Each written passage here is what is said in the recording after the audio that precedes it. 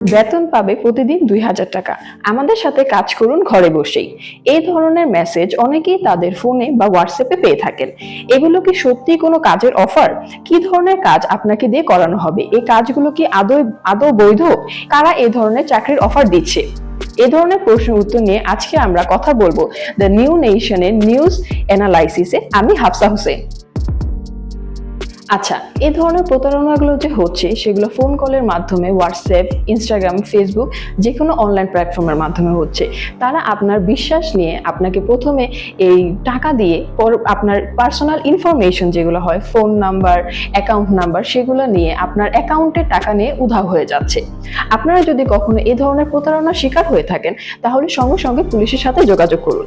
বর্তমানে অনেকেই এই প্রতারণার শিকার হয়ে ফেসবুকে বা অন্য সব অনলাইন প্ল্যাটফর্মে নানা ধরনের পোস্ট দিচ্ছে। সেখানে তারা সবাইকে সতর্ক করছে যে এসব প্রতারণা থেকে দূরে থাকুন।